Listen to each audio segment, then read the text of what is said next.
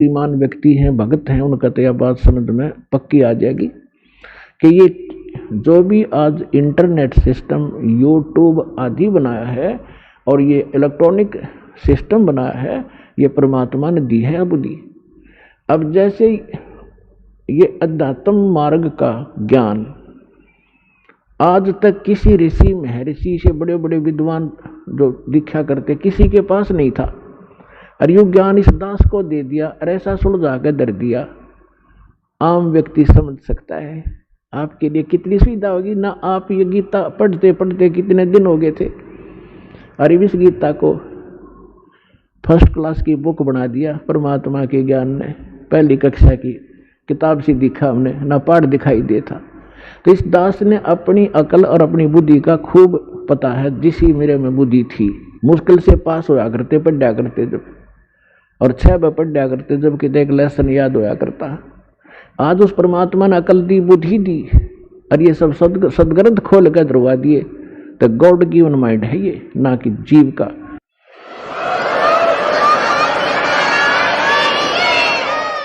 और ठीक इसी प्रकार ये जो कुछ भी आज आप ये जिसको वैज्ञानिक तरक्की मान रहे हो, ये गॉड कबीर गिवन है आपके लिए, अपनी प्यारी आत्माओं को अपनी महिमा और अपनी जानकारी, अपनी पहचान बताने के लिए, कि ताकि ये मुझे समझरिया तो पीछा छुटवावें।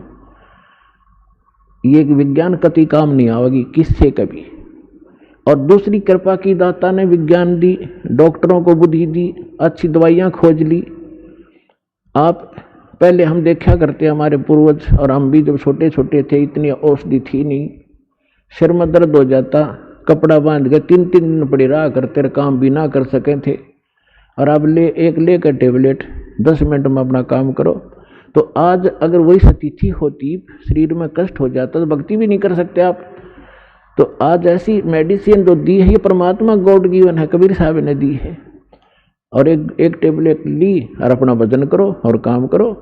तो इसी जब 600 वर्ष पहले परमात्मा आए थे, एक दिन में वहाँ झोपड़ी में कपड़ा भी बुन रहे होते थे, और 1-1 हजार जगह जाकर प्रकट हो जाते थे, और सब जगह जा करके अपना ज्ञान सुनाया करते थे। वही ज्ञान एक जगह बोलते थे, सब जगह अन्य रूपों में भी वही ज्ञान एक जैसा सब जगह बोला जाता था। जैसे आजकल टीवी से, चैनल से यहाँ बोला जा रहा है, आप विश्व में कहीं भी देख और सुन सकते हैं। तो उसमें परमात्मा ऐसी लीला करते थे, जैसे आजकल तो कोई, जैसे आज यदि कोई ये करता है, परमात्मा आज करते ये लीला, तो आज वह बात बना नहीं हो। क्योंकि आज तो 1 मिनट में पता लग जाए महाराज जी वहाँ सत्संग कर रहे थे, दूसरा को यहाँ भी कर रहे हैं, तीसरा को वहाँ भी कर रहे हो। तो ये एक सृष्टि क्रम में खलबली मच जाती, और जादूगर करने लग जाएंगे, फिर जादूगर है तो। और उस समय कोई जाना नहीं था, 10 किलोमीटर दूर के हो रहा है, 5 किलोमीटर 1 हफ्ते में पता लग गया करता। वहाँ एक कोई भगत आया था, कोई संत भगत सत्संग कर रहा था। तो आज परमात्मा ने अब ये तरीका अपनाया आपके लिए। उसमें तो वर्बली सुनाया करते थे, जो ज्ञान आपको कबीर सागर से, कबीर वाणी से दास सुनाता है, समझाता है, बताता है। लेकिन वो नकली संत परमात्मा के इस ज्ञान को नकारा करते थे कि झूठ बोला है, कुछ नहीं जानता, दानक है, दुल्हा है, शूद्र है, ये संस्कृत पढ़ नहीं सकता, संस्कृत तो ब्राह्मण लोग पढ़ते हैं। तो इन नकलियों की दाल गली रही। और उस समय परमात्मा के 64 लाख से सोना, आज से 600 वर्ष पहले पूरे इंडिया की 4 करोड़ आबादी नहीं होगी। और उस समय इराक, ईरान और जो पश्चिमी और पूर्वी पाकिस्तान, बलोचिस्तान, अफगानिस्तान और गजनीव तक, ये सारा भारत था। और सारे भारत में 4 करोड़ आबादी नहीं होगी उस समय। और उस समय 64 लाख से सो जाना, एक दानक जो लाए के, क्या वो मानुष था या कि कवि था? वो समर्थ शक्ति थे, वो कबीर भगवान थे। तो उस समय परमात्मा ने ज्ञान यही दिया, लेकिन ज्ञान कम, हम समाधान ज़्यादा चाहते रहे। तो जो भी परमेश्वर के आता था शरण में, कबीर साहिब के में, तो उसी को सुख होता था, क्योंकि ये परमात्मा है। ये हमारा पिता है और ये हमारे दुख को देख नहीं सकता और समर्थ है। अब जैसे कोई बालक है, बच्चा है, और किसी भी कारण से उसने कर्जा सिर पर कर लिया और पिता के पास सामर्थ्य है और वो पिता के पास आता है, पिताजी ऐसे ऐसे हो गया, तो वो कहेगा बेटा आगे गलती नहीं करेगा, नहीं ये तेरा कर्जा मैं तार देता हूँ, तो वो आगे ठीक चले तो वो बात बनेगी। तो इसी प्रकार ये समर्थ परमात्मा है। जो भी परमेश्वर की शरण में आते थे सब सुखी हो जाते थे। ऐसे 64 लाख शिष्य बन गए। और कारण क्या रहा कि हमने उस परमात्मा को परमात्मा नहीं माना, हमने ज्ञान आधार नहीं किया, समाधान को आधार किया, और जब सुख होते चले गए फिर वो बकवाद हमारे मन में फिर घर कर गई, जिस कारण से हम 64 लाख के 64 लाख यहीं फिर भटकते रह गए, पार नहीं हो पाए। नहीं तो उसमें पार कर सकते थे। उसका कारण ये रहा, कबीर साहब ने कहा है कि ज्ञान संपूर्ण हुआ नहीं और हृदय नहीं छिदावे और देखा देखी भक्ति का यो रंग नहीं ठहरावे। जब तक आपको ज्ञान संपूर्ण नहीं होगा तब तक आप इस भक्ति मार्ग पर स्थिर नहीं हो सकते। आप डगमग हो जाओगे। कोई भी बीच में आकर आपको भ्रमित कर देगा, नहीं आप इधर गलत जा रहे हो, अब इधर चलो, आपकी दिशा आपको दिग्भ्रष्ट कर देगा। तो फिर पता नहीं, अब जाना था पूर्व में और चला भेज दिया उत्तर में, तो बहुत दूर चले जाओगे। ऐसे हम भटकते रहे।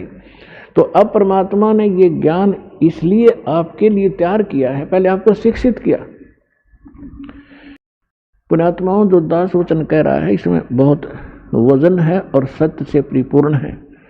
आज से 50-100 वर्ष पहले आप पिछला इतिहास देखो, लाखों वर्ष चले गए इस सृष्टि को, इस चतुर युग में।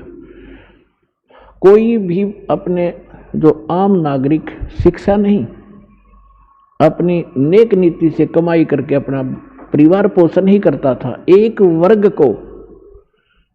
वर्ग को ब्राह्मण वर्ग को एक विशेष वो ड्यूटी सौंपी गई थी कि आप सदग्रंथों को पढ़ो, शिक्षा ग्रहण करो और फिर हमें बताओ। तो आम व्यक्ति को वो खुद जैसा भी सदग्रंथों को पढ़ते सुनते समझते थे, आम व्यक्ति को बताया करते थे। वैसे थोड़ी बहुत शिक्षा होती थी, लेकिन उसके लिए एक सिंपल सा ही ज्ञान आधार बनाया जाता था। ये आजकल की जो शिक्षा नहीं थी। तो आप देख रहे हो कि हमारे दादे परदादे 7 पीढ़ी का, तो मुझे याद है कि कोई भी अक्षर ज्ञान नहीं रखता था हमारी का, और सब सुखी थे, ठाठ से रहते थे, नेक नीति से रहते थे, कोई कष्ट नहीं आते थे, और ना इस तरह की माया की हवस थी जो आज लागी आग। तो परमात्मा ने इसलिए शिक्षित नहीं बनाया था कि यह बेईमान बना देती है। ये शिक्षा आपके अंदर अभिमान पैदा कर देती है। थोड़ा सा कोई पोस्ट प्राप्त कर लेता है, कोई अधिकारी बन जाता है, काख फूल जाती है उसकी, अरकल न द्रंग मार जा, पैरालाइसिस हो जा, मुंह मगमाखी बड़े और लकड़े, कहाँ गई वो कहाँ गई वो बकवाद।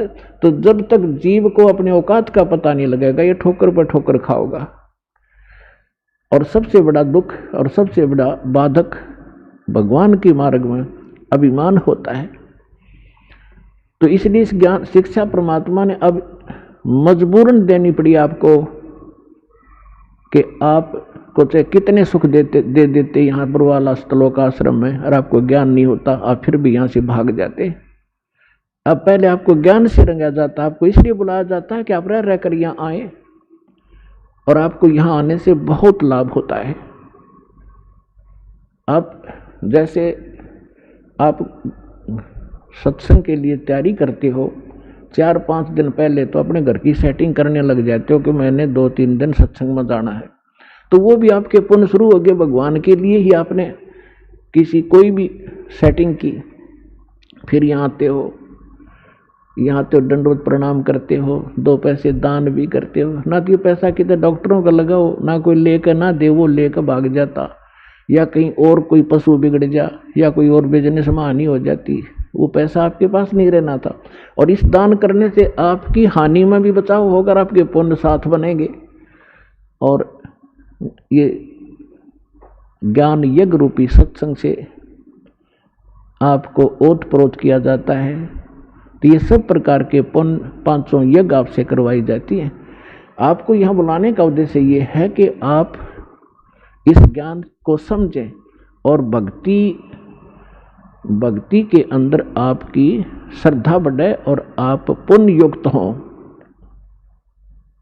आप यहाँ आते हो 3-4 दिन, जिस अभी जैसा दाव लगता है परमात्मा की दया से, तो यहाँ फिर आप सारी क्रियाएं करते हो। सुबह का नित्य नेम भी कर लेते हो, मंत्र भी करते हो, सेवा भी करवाते हो, आरती भी सुनते हो, रामायणी भी कर लेते हो, फिर प्रणाम करते हो रह कर, फिर अपने भाई बहनों से मिलते हो जिनको यहाँ सुख हुआ है। तो आपका दृढ़ता आती है आपको कि सचमुच मेरा भी काम बनेगा जब इनके साथ ऐसा सुख हुआ। इसलिए आपको बुलाया जाता है। और यहाँ आने से कहते हैं संत मिलन को चालिए तज माया अभिमान, और जो कदम आगे रखे ओ हे यज्ञ समान। अब इस सतलोक आश्रम बरवाला में की तरफ आप जब भी रुझान बनाते हो, वहीं से आपके पुण्य प्रारंभ हो जाते हैं। और आप कितने भक्तिहीन हो चुके हो ये अंदाजा लगा लेना।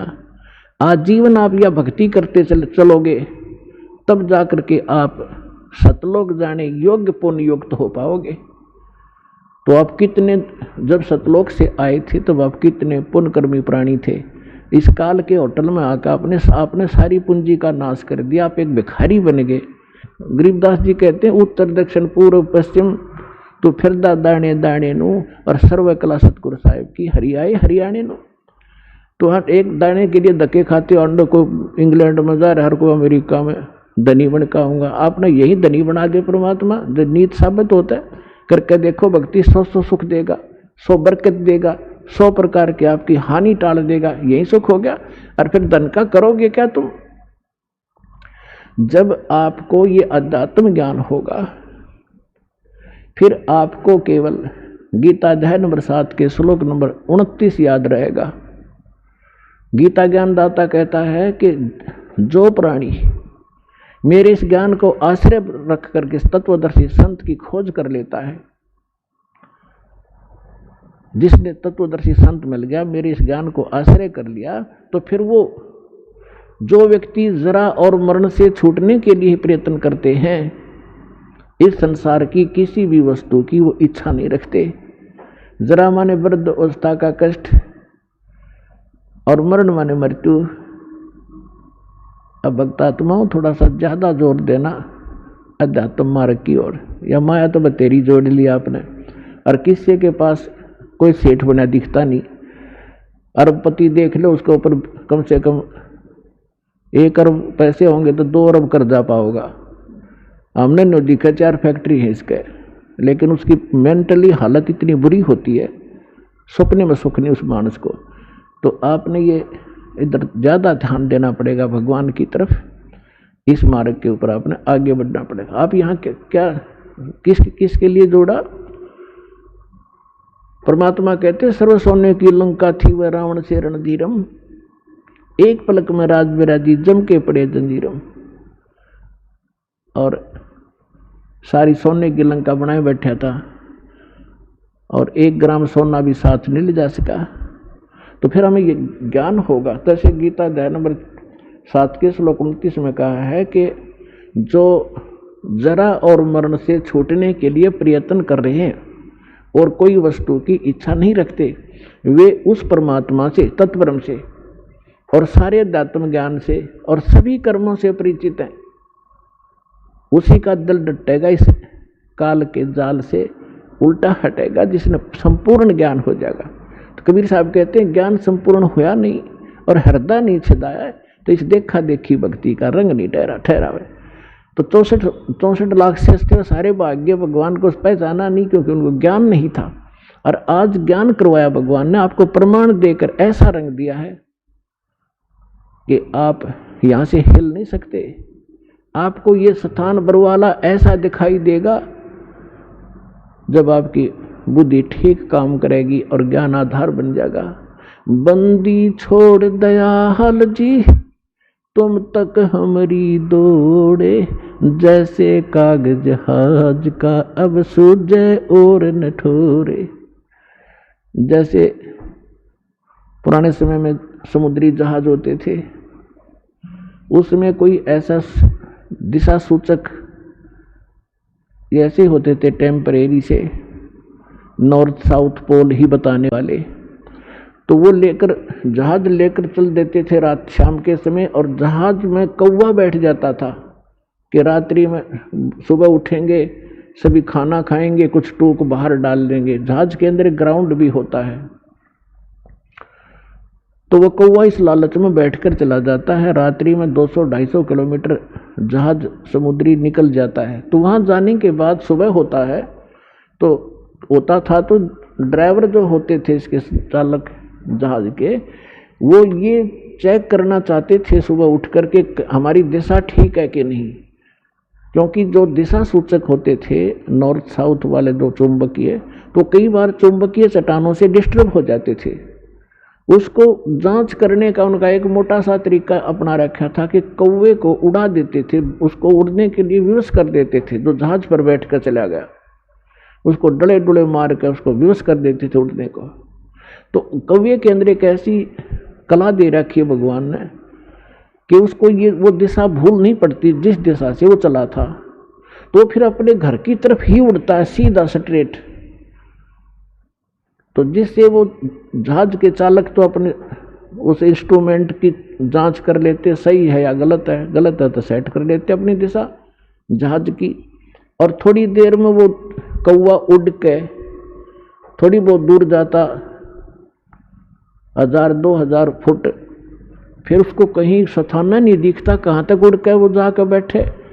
अंत में वापस उड़ अड़ा के वापस आकर उसको जहाज ही दिखाई देता, उसकी जान बचाने वाला, नहीं तो जहां बैठे हुए डूब कर मरने वाला समुद्र ही समुद्र था।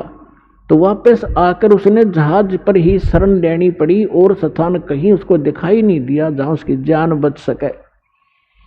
तो परमात्मा कहते हैं जब आपको ज्ञान हो जाएगा आप ये कहा करोगे, बंदी छोड़ दयाल जी तुम तक हमरी दौड़े, जैसे कागज जहाज का अब सूझत और न ठोरे। अभी तक तो ये नकली कोई कुछ कह देता है, कोई कुछ कह देता है, लेकिन जब आपको ज्ञान हो जाएगा आप उनकी नहीं मान सकते, वो चाहे आपकी ना मानो। तो प्रसंग चल रहा है, परमात्मा आपको ज्ञान देते हैं, आपको ज्ञान से परिपूर्ण किया जाता है। यहाँ बुला करके प्रोजेक्टर बनवाए भगवान ने, टीवी चैनल बनवा दिए, मोबाइल दे दिए अपने बच्चों के लिए बनवा के। अपने आत्माओं पूरी पृथ्वी उस परमात्मा के बच्चे हैं, और परमात्मा ने कहीं से भी ये खोज कराई, चाहे अमेरिका वालों से, चाहे जर्मनी और जापान वालों से, इंग्लैंड वालों से, तो ये सारे विश्व के काम आई। जो भी वर्तमान में जो आप देख रहे हो, ये जिसको वैज्ञानिक तरक्की मानते, तरक्की है। अब यहाँ विचार करने की बात है कि परमात्मा के सब बच्चे हैं और अपने ही बच्चों के लिए अपनी बुद्धि देकर उनको सब कृतार्थ करते हैं। तो ये सारा कहीं से भी परमात्मा ने दया बख्शी। आज देखो परमात्मा का सामना आपने सत्संग सुना था कि परमेश्वर ने 600 वर्ष पहले कहा था कि कलयुग जो 5500 वर्ष बीत जाएगा, 5505 बीत जाएगा, तब तक स्टार्ट होगा मेरे वाला जो कार्य है, और उसमें अपना दास भेजूंगा और उसके पास वो सत मंत्र, सतनाम और सारनाम होंगे, जिसको प्राप्त करके पूरा विश्व पार करेगा, सारी सृष्टि विश्व पार होगा और सारी सृष्टि के प्राणी नाम दीक्षा लेंगे और भक्ति करेंगे, मोक्ष प्राप्ति करेंगे। अब देखो, अभी तक आप जहाँ भी जाते हो, किसी ऑफिस में जाइए, रिश्तेदारी में जाइए, तो सब जगह अपने व्यवहारिक बातें आपको सुनने को मिलेंगी। और कोई राजनीति की बातें कर रहा है, कोई गपोड़ मार रहा है, कोई ताश खेल रहा है, कोई कुछ कर रहा है। तो ये सब प्रकार की, जैसे आप किसी भी उसमें जाकर देख लिया क्षेत्र में, सारा हाहाकार मच रही है, राम का तो नाम भी नहीं रहा। ठीक है, कहीं विशेष कोई अनुष्ठान कर लिया जाता है, उसमें मत्था टेक आए, प्रसादा छक आए और बस मौज मान ली। हम सोचा हो गया भक्ति इतनी होती होगी, नहीं। कबीर साहब कहते हैं कि जिन हृदय सा सुमरिया ताको तैसा लाभ, ओसा प्यास ने भाग ही जब लग दसे नहीं आब। ओस के चाटने से प्यास समाप्त नहीं होती, उसके लिए तो गट गट 2-3 गिलास पीने पड़ेंगे जब तृप्ति होगी। तो पहले हम दान करते थे, 100 रुपया डाल देते गीता, तब बड़ी खुशी मनाते थे, बहुत बड़ा दान कर दिया। 5.25 का प्रसाद जिस दिन बांट देते बूंदी का, तो नहीं सोचा करते आज तक कमाल हो गया, ये कोई धर्म था? ये तो ओस चाट रहे थे हम। अब हम गिलास के गिलास पीने लगे, यहाँ दान करते हैं बच्चे। और कबीर साहब कहते हैं धर्म तो 10 का नहीं, 10 का माने नाश नहीं होता धर्म का, चाहे 10 के 3 लोक, और खैरायत में खैर है कीजिए आत्मपोख। गुरु बिन माला फेरते, गुरु बिन देते दान, गुरु बिन दोनों निष्फल हैं, चाहे पूछो वेद पुराण। यानी कुपात्र को दिया हुआ दान भी व्यर्थ जाता है, सुपात्र को दिया हुआ दान 1000 गुना होकर आपको प्राप्त होता है, और आपके पुण्यों में भी वो काउंट लिखा जाता है। तो जो प्रसंग चल रहा है हम वहीं आते हैं कि जब तक ज्ञान संपूर्ण नहीं होगा तो आप इस भक्ति मार्ग पर चल नहीं सकते। तो परमात्मा ने अध्याय बख्शी है, जैसे पूरी सृष्टि नाम लेवेगी। अब दीक्षा कैसे लेगी? अब सबके विचार आप देख लो। दास को बिटर एक्सपीरियंस है इस भक्ति मार्ग पर चलने का। शुरुआत की अपने घर से, कोई नहीं माने, सारे उल्टे पड़े, तू कहाँ से ये ज्ञान ले आया, तेरा दिमाग घूम गया, सारे एक तरफ उठ कर चले जा। फिर कोई रिश्तेदार आ जाए, उससे बताने लगूं, क्योंकि ज्ञान ऐसा है ना जाने कितना बता दूं। फिर नो कहने लगे भाई वो तो पागल हो लिया रामपाल, तो उड़ जाइयो ना, बैठ जा 2 घंटे उठने देता ना। तो कहने का भाव ये है कि आज आपके साथ, सबके साथ ऐसे ही बना है। प्रारंभ में किसी ने आपको ज्ञान सुना है तो आपको जची नहीं, आपको कोई सीडी दे गया है, आपने सीडी सुन ली लगातार। क्यों? सीडी एक ऐसा माध्यम है, आपने ले ली, या टीवी चल रहा है, ये चैनल से कोई सत्संग सुन रहा है, तो वहाँ श्रोता सुन सकता है, वाद विवाद नहीं कर सकता उसके साथ। और वाद विवाद करके आदमी उस निष्कर्ष तक पहुँचे नहीं पाता जहाँ वक्ता पहुँचाना चाहता है।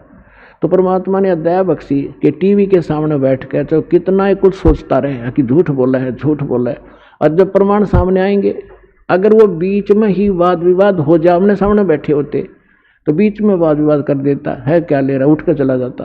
फिर उसने उसमें देखते देखते देखते सारे प्रमाण मिल गए, तो जो उसके अंदर डाउट थे वो समाप्त हुए। तो इसमें टाइम बहुत लगे है, तो प्रत्येक एक भगत को यहाँ आने में इतना समय लगता ही लगता है। तो अब क्या होगा? अब ये जैसे आप देख रहे हो, एक भक्त अपना अनुभव बता रहा था, पिछले सत्संग में आपको सुनाया था कि हम यहाँ से राजस्थान के भक्त आते हैं, यहाँ हिसार से एक ट्रेन चलती है, यहाँ खाली होती है, यहीं से स्टार्ट होती है, तो हम 2-2.5 हज़ार भक्त उसमें बैठ जाते हैं सुबह सुबह जाके हिसार से जोधपुर वाली में। और कोई नित्यनेम कर रहा है, कोई मोबाइल से मंत्र सुन रहा है, कोई आरती अपना कोई और शब्द सुन रहा है, चर्चा मालिक की चल रही होती है। तो वहाँ जितने यात्री उसमें बैठे होंगे अन्य भी, उनके ऊपर भी परमात्मा की वाणी प्रभाव डालेगी। बेशक उनको कोई समझ में नहीं आ रहा आरती या नमो नमो सतपुरुष को शुरू में तो किसी के बिना पल्ला पड़ती हो के बोल रहा है, लेकिन वो अपना काम पूरा कर रही होती है, उसको प्रभावित कर रही है आसपास के क्षेत्र में।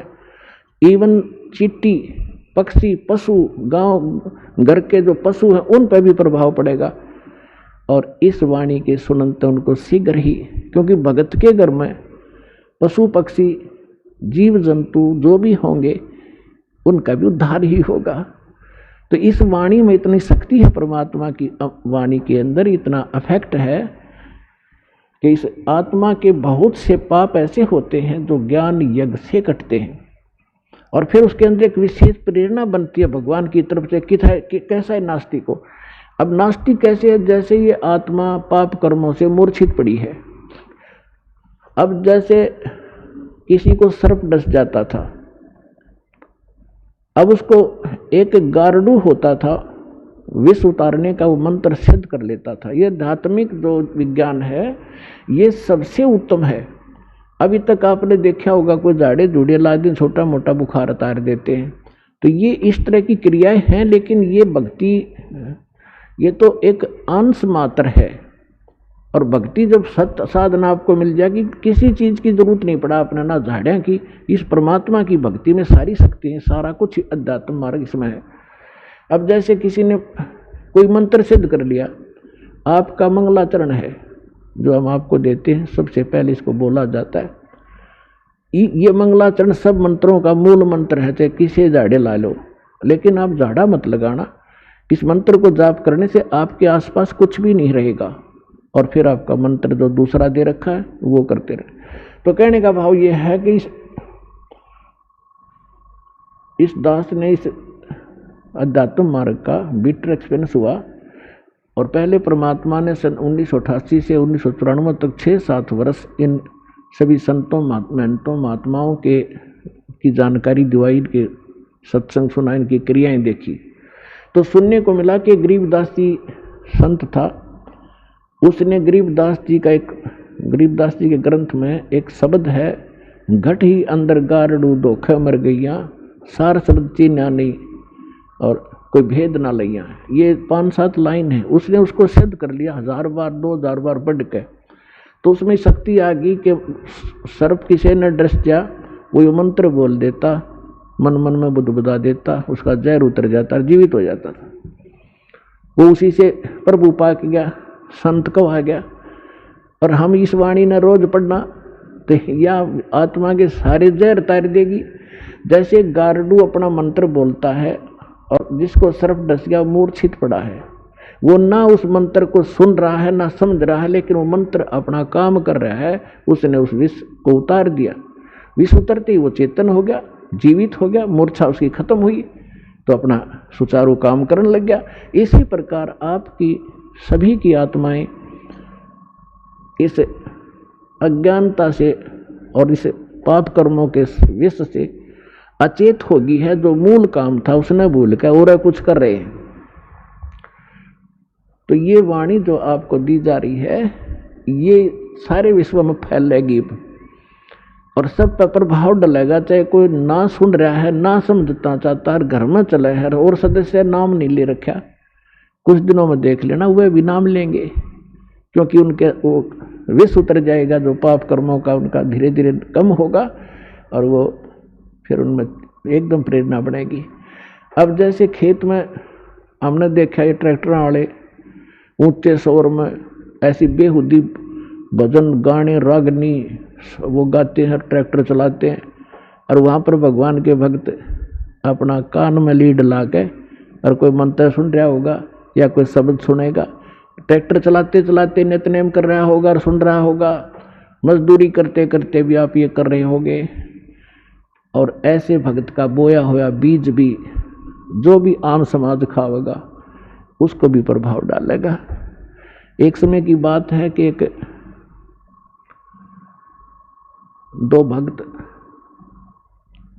दो संत बने हुए थे, उन्हें चेले बना रखे थे। थोड़ा बहुत अध्यात्म ज्ञान इनको होता है तभी तो ये थोड़े बहुत आम समाज के अंदर पूज्य हो जाते हैं। तो वो दो संत थे, एक संत कहने लगा चल मेरे शिष्य हैं वहाँ चलते हैं, वो दूसरा भी साथ चला गया। तो जिसके वो जाकर रुके उस बहन ने नाम ले रखा था, दीक्षा ले रखी थी। उसके घर उसकी बहन आई हुई थी, उस बहन की बहन, और उसकी बहन की लड़की विधवा हो गई थी और वो बहन बड़ी टेंशन में थी। तो जो उपदेश प्राप्त थी उस बहन ने उस बहन को जो अनुपदेशी थी उससे कहा कि बहन रोटी बनवा दे, मेरी मदद कर दे, खाना बनवा दे, साधु संत आ रहे हैं। तो उस बहन ने वो खाना बना दिया जिसकी बेटी विधवा हो चुकी थी। उसी टेंशन में थी वह, क्या होगा मेरी बेटी का, छोटे छोटे बालक हैं, हे भगवान के ऊपर कैसे गुजारा होगा, माता पिता को तो बड़ा टेंशन बनी रहती है। अब इन विचारों से ग्रस्त उसने खाना बना दिया, संतों ने खा लिया, वह सो गए। तो सुबह जो दूसरा था वो उठा और इतना टेंशन में उठा कि भाई क्या हो गया। उठकर उसने अपने साथी से बताया कि भाई आज तो ऐसा सपना आया जैसे मेरी लड़की विधवा होगी हो, और उसका क्या होगा, मतलब बुरी तरह तड़फड़ा था। आँख खुली जब चैन हुआ है तो बुद्धिमान था, उसने कहा अपने मित्र से कि क्या इस परिवार में किसी को कोई आपत्ति है। तो बोला जी मन भी नहीं पता करता हूँ। उसने अपनी शिष्या बुलाई कि बेटी आपकी कोई तकलीफ है किसी प्रकार की, कोई लड़की को हानि होगी है। तो वो कहने लगी जी मुझे तो कुछ है नहीं, आपकी कृपा से मेरी बहन आई हुई है और उसकी लड़की मर गई, उसकी लड़की विधवा होगी, अभी 10 से 15-20 दिन हुए हैं और वो आई थी। तो उस संत ने पूछा क्या खाना किसने बनाया महाराज, कि उसी ने बनाया था। अपने आत्मा उस बहन के द्वारा बनाया गए भोजन में भी विचार प्रवेश हो गए और उस संत के ने खाया, उस पर भी प्रभाव डाला उसने। तो इसी प्रकार अब ये अच्छे वचन, अच्छे ज्ञान, अच्छी वाणी जो भी जिस जैसे कोई कहीं भी क्रिया कर रहा है तो उसी के अंदर प्रवेश करेगी। जैसे कोई सेठ है बैठा बैठा मंत्र कर रहा है और काम क्या वहाँ पर वाणी ला ले अपने भगवान की, दुकानदार है या कोई किस मजदूर है और कहीं भी जो कार्य करता है अपना, तो वहाँ क्या होगा कि उस सामान के ऊपर भी इसका प्रभाव पड़ेगा, जो और खरीद के ले जाएंगे उनको भी असर होगा। तो इस प्रकार हमारे जो सभी की आत्माओं पर पाप कर्मों का विष चढ़ने से मूर्छित पड़ी है या जाग गएगी और फिर बदन में लग गएगी। तो इस प्रकार इस परमात्मा का जो ये इंस्ट्रूमेंट बनवाने का जो उद्देश्य था, प्रयोजन, ये कोई ऐसे नहीं है। नहीं तो इसके अंदर सारी बकवास देखें, जब तक ये ज्ञान नहीं होता, कोई फिल्म देख रहा है, कोई और बकवास देख रहा है, कोई खेल देख रहा है, और अब ये ज्ञान होने के बाद कि ये बकवास छोड़ के इसमें भगवान देखो, परमात्मा का नाम सुनो, ज्ञान सुनेंगे, तो यही इंस्ट्रूमेंट जो दुरुपयोग करके हमारा जीवन नाश कर रहे थे, ये हमारे जीवन को सफल करेंगे।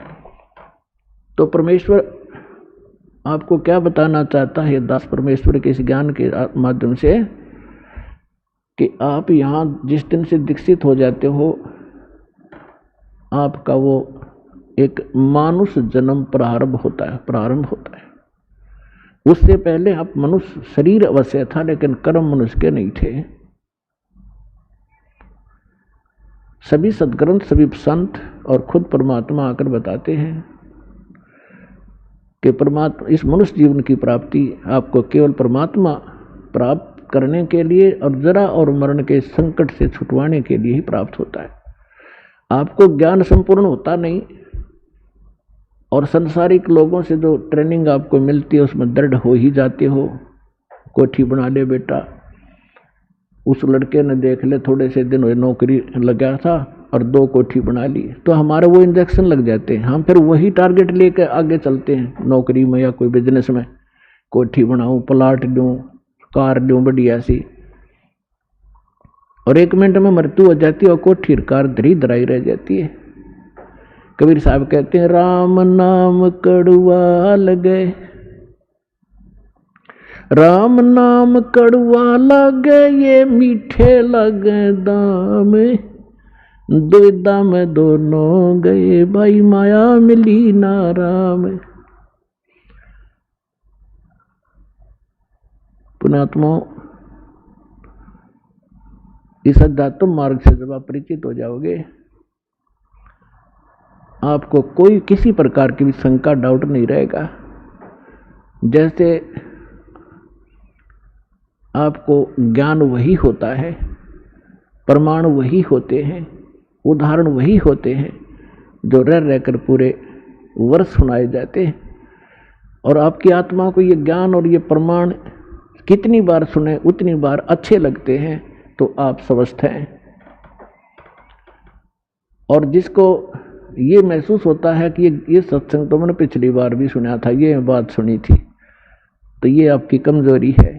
आपके कोई वीकनेस आत्मा में आ चुकी है। जैसे एक स्वस्थ व्यक्ति होता है, वो सुबह खाना खाता है, रोटी वही होती है, थोड़ी बहुत दाल सब्जी में बेशक फर्क हो जाए, अंतर हो जाए, और सुबह खाना खाया और शाम को वही रोटी फिर रखी है और आपको रुचि नहीं बन पा रही है, तो आप अस्वस्थ हो गए हो। और यदि आपको वही रोटियां फिर उसी तरह रुचिकर लग रही हैं तो आप स्वस्थ हैं। और दिन में 3-3 बार खाते हो, रुचिकार लगती हैं, तो आप स्वस्थ हैं। इसी प्रकार अब ये ज्ञान वही है, और जितनी बार सुने और जितनी बार ये आपको, उतनी ही बार आपको ये अच्छा लगना चाहिए, तो आप स्वस्थ हैं। अन्यथा आपको फिर कोई पाप कर्म ने घेर लिया। अब जैसे रोगी व्यक्ति है और वो भोजन प्रतिदिन खाता है 2-2, 3-3 बार, और जब वो रोगी व्यक्ति हो जाता है वो, तो उसको एक समय भी एक ग्रास भी खाने की रुचि नहीं रहती। कारण क्या हुआ कि उस रोग ने उसके शरीर की व्यवस्था खराब कर दी। जो मीठी वस्तु थी, खाने योग्य पदार्थ थे, वो भी कड़वे लगने लगे। उसका तरीका क्या है? उसका तरीका ये है कि कड़वी, जैसे किसी को मलेरिया हो गया और उसने वो कड़वी कुनीन रोटियां तो भी कड़वी वो खानी पड़ेंगी, ना चाहते भी खानी पड़ेंगी, चाहे वो रुचि कर लगे चाहे ना लगे। उनके खाने से फिर धीरे धीरे बुखार ठीक होगा, जबर ठीक होगा, तो वह रुचि भूख बढ़ेगी और फिर स्वादिष्ट, स्वस्थ होते फिर स्वादिष्ट हो जाएंगे।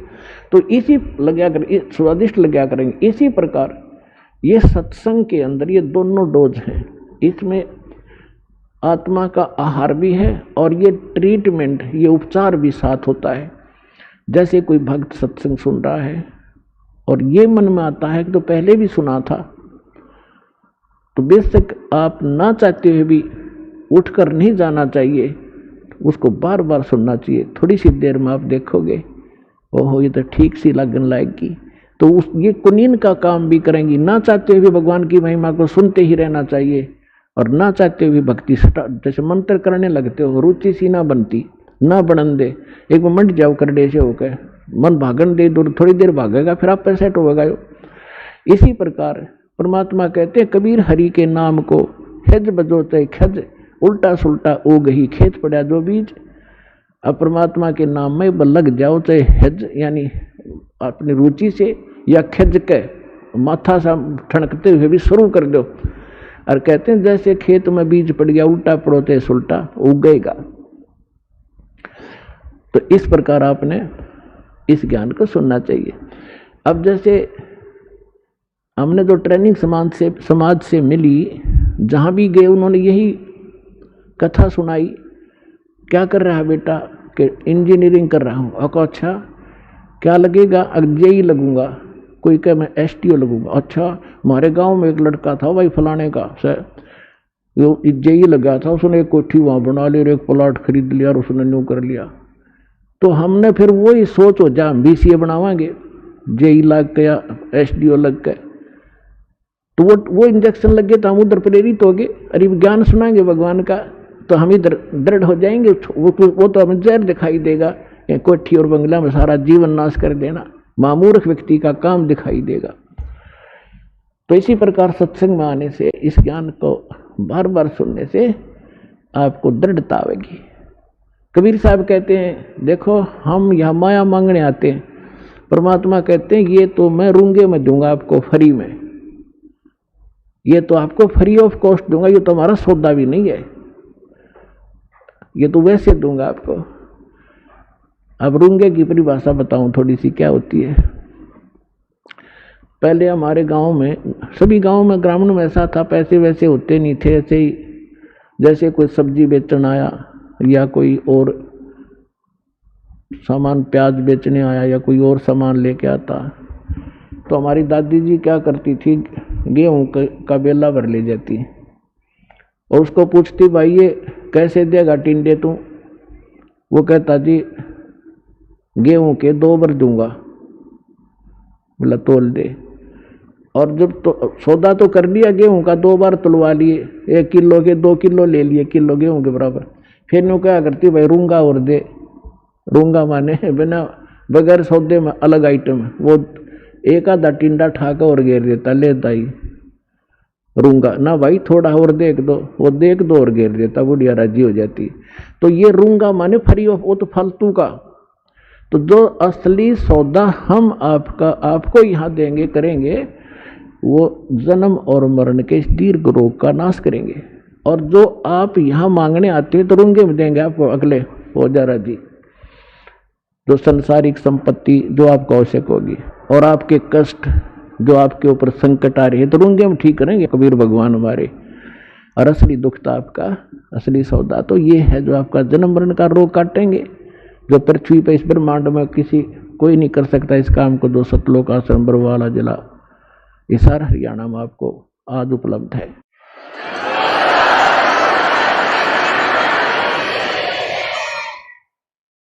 राम नाम कड़वा लगे ये मीठे लगे दाम, दुविधा में दोनों गए भाई माया मिली ना राम।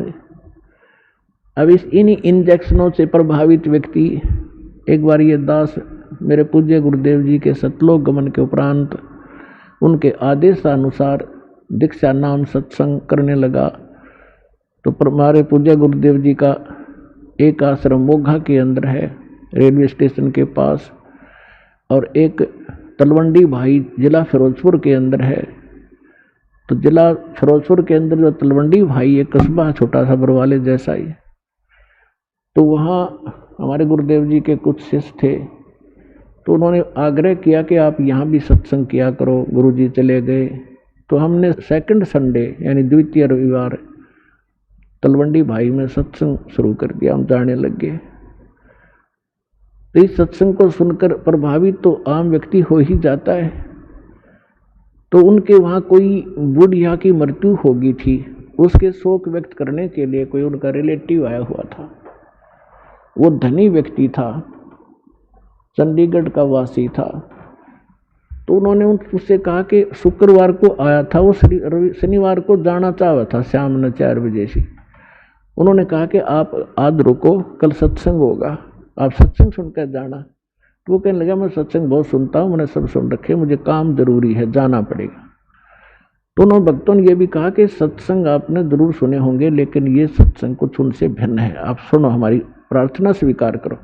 वो कहने लगा नहीं, मेरा एक बहुत कंपलसरी काम है, एक कोई पार्टी आवेगी, उसके साथ मेरा एक एग्रीमेंट होना है कोई कार्य का, और उसमें मुझे 5 लाख का बेनिफिट होगा।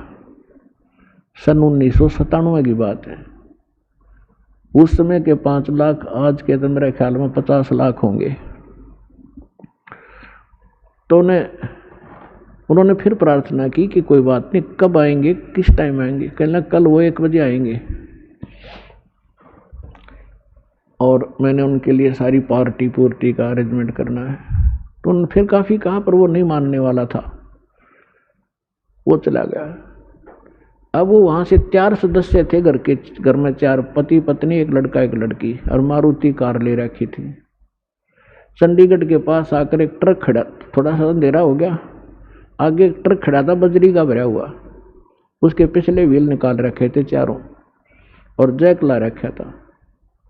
अब उसने तो 5 लाख घूमे थे माइंड में, कुछ भी ना दिखा था, स्पीड पूरी कर रहा था। वो ट्रक के नीचे घुस गई वह कार, वो जैक कट गया और लोडी ट्रक बजरी का भरा उनके ऊपर पड़ गया। चारों के चारों 8-10 स्पॉट मर गए। अब चाट ले उस 5 लाख के बेनिफिट ने, सिर पर धर ले, पकोठी गई और पता नहीं कहाँ भूत बने अंडेगा। तो पुण्यात्माओं, परमात्मा के इस ज्ञान को आधार बनाओ। ये बातें कहने सुनो की नहीं, ये कर पाड़ने की हैं।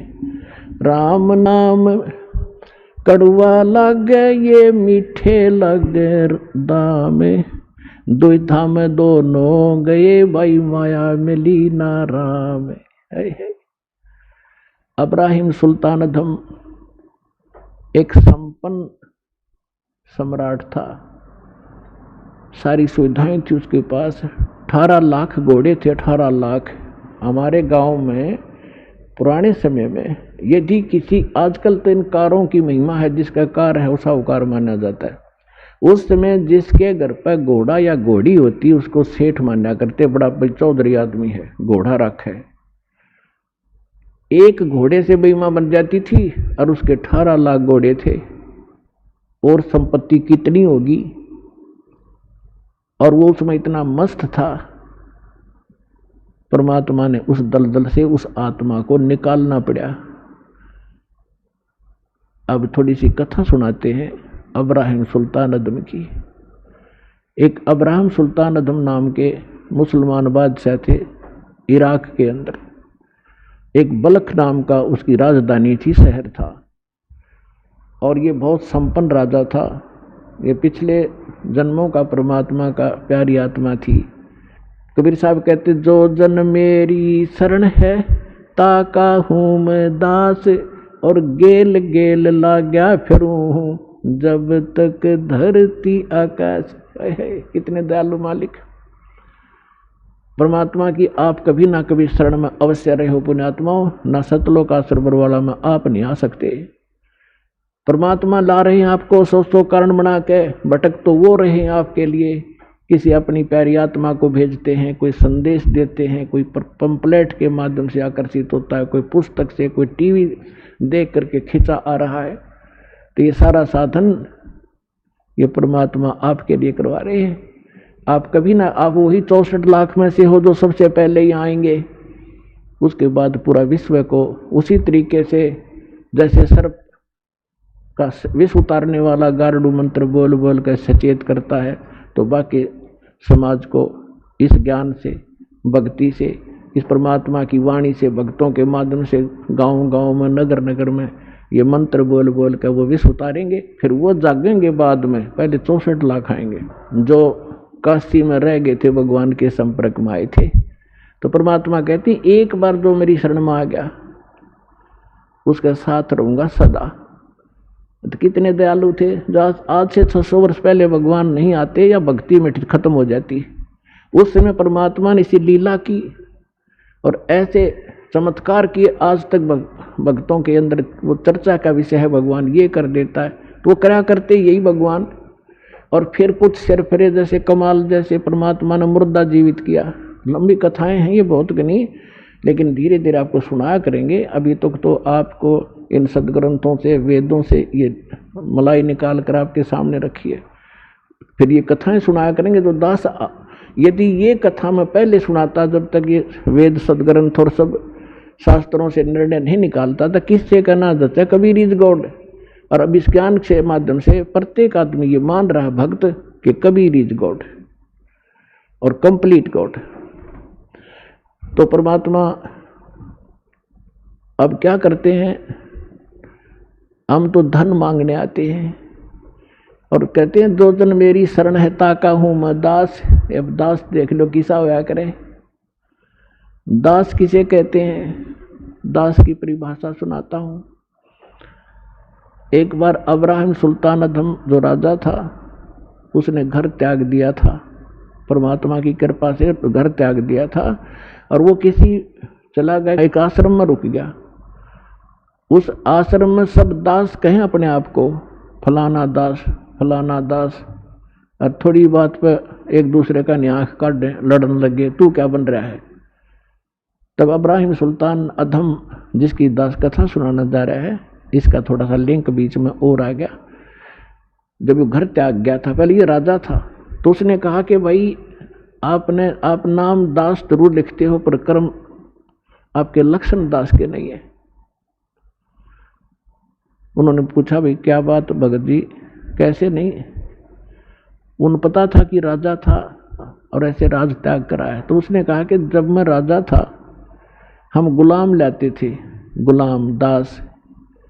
तो मैंने, क्योंकि धार्मिकता मेरे अंदर थी, मैं गुलामों का ध्यान बहुत रखता था, कोई इसको कष्ट ना हो। तो मैंने उससे पूछा कि भी गुलाम आदमी पहले मनुष्यों को मोल लिया करते, गुलाम जैसे आजकल पशुओं को लाते हैं। राजा लोग या सेठ साहूकारों के वहाँ वो नौकर रहा करते थे, उनको जो मर्जी झूठा कुटा टुकड़ा दे दिया, उनकी सब स्वतंत्रता समाप्त हो जाती थी और जो यस जो कह दिया वही करते थे, आगे यस कर सकते थे, नो नहीं। और उनकी स्व इच्छा कुछ नहीं होती थी गुलाम की। तो इब्राहिम सुल्तान ने कहा कि मैंने उससे पूछा कि ए गुलाम, तेरा क्या नाम है? उसने कहा कि दास को जिस नाम से पुकारोगे गुलाम का वही नाम होगा, हमारा कोई नाम नहीं होता। कोई बुंडा सुंडा गुंडा कुछ भी कहना, हाजिर खड़ा पाऊंगा। आपको कौन सा भोजन रुचिकार है? कहने लगा, दास की कोई इच्छा नहीं होती, जो झूठा कुठा दोगे हम उसी में संतुष्ट होते हैं। तो पुण्यात्माओं कहने का भाव ये है कि वो दास और अपने मालिक के सामने जो आज्ञा होते ही सब कुछ लिए खड़ा रहता है, उसको दास कहते हैं। तो कबीर साहब कहते हैं कि जो जन मेरी शरण है और ताका हूँ मैं दास, और गेल गेल ला गया फिरूं जब तक धरती आकाश। अब दास आपको सुनाना चाहता है कि इब्राहिम सुल्तान अधम पहले सतयुग से ही चली हुई आत्मा आ रही थी, और फिर वो सम्मन नाम का एक मनियार बना। फिर वही व्यक्ति पार ना होकर के भक्ति कुछ करता रहा मालिक के साथ रह के। फिर वो एक 9 शेरवां का बादशाह बना, 9 शेर खान। वहाँ पर भी वो भक्ति परमात्मा वहाँ पहुँचे, उसको ज्ञान दिया, लेकिन मोक्ष नहीं हुआ, दृढ़ता नहीं की उसने। फिर उसकी भक्ति और दान के कारण वो इब्राहिम सुल्तान अधम बलख बुखारे का बादशाह बन गया। इतना धन उसके पास, हीरे पन्ने जवाहरात के खजाने के खजाने खड्डे भर रखे। अब हम मांगा भगवान से कोठी और कार, और परमात्मा कहते हैं ये तो है काल की बेगार जो तुम मांगने आते हो।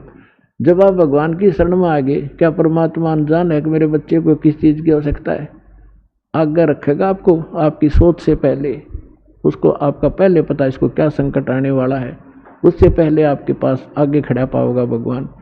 फिर भी हमारी जो आदत है धीरे धीरे छूट जाएगी, क्योंकि अभी तो आपके साथ ऐसा है, एक व्यक्ति के ओठ का चोट लगी, काफी चोट लगी, सूज गया।